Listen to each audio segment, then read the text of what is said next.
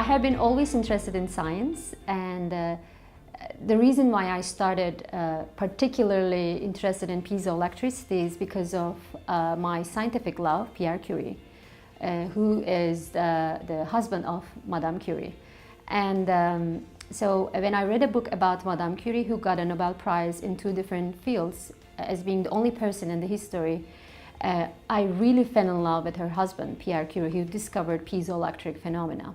And after this, I decided to study physics to understand the underlying mechanisms of piezoelectricity.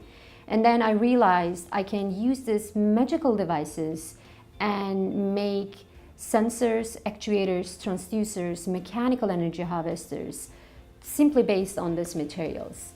And I'm a physicist and material scientist, but the relationship between my research and heart is personal. So when I was 5 years old, I learned that my grandfather passed away because of a heart failure at the age of 28. And I promised myself that I would do something for heart patients to tackle this heart failure problem when I reached the same age, 28. And I sort of did it. It was a baby step, but I did it. So by using the piezoelectric materials, we create a tape-like device which can be laminated on beating heart or lung or diaphragm. Whenever your heart beats, whenever you inhale and exhale, these mechanically adaptive devices based on piezoelectricity can be deformed and produce voltage and current. And you can use this electrical power to run your biomedical devices such as a cardiac pacemaker. What cardiac pacemakers does, when your heart rhythm is not regular, they monitor your heart conditions and provide electricity and pace your heart so that your heart rhythm will be regular. But the battery of the pacemakers needs to be changed every 6 to 7 years due to depleted battery. So with our technology, we can make a wearable pacemaker that you can wear and simply generate the electricity from your heart beating. Because we, as a human beings, our heart beats 40 millions in a year, and we dissipate that energy as a heat energy.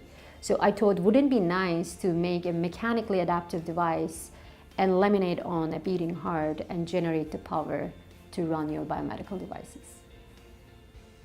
Usually researchers are inspired by nature. However, my research is inspired by the diseases of my family members and dear friends. So we come up with different device technologies and platforms to address those frustrating diseases that we face almost every day. Particularly for these implantable devices, I like about the dimensionality. I work on different types of devices with different dimensions. For instance, I did zero-dimensional devices like a fiber type during my undergrad degree. I worked on 2-dimensional devices, a large area, wearable devices, but very minimal, negligible thicknesses. And then I would like to include one more dimensionality and make a 3-dimensional devices like a needle type, particularly because of a promise.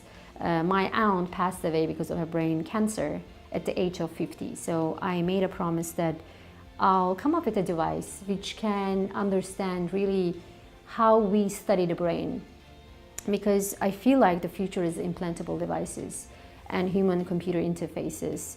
The more that we know about the brain, I think the more that we can come up with different solutions. And to really understand how the brain is functioning, we really need right tools to go inside the brain and explore what's happening in the circuits that we have.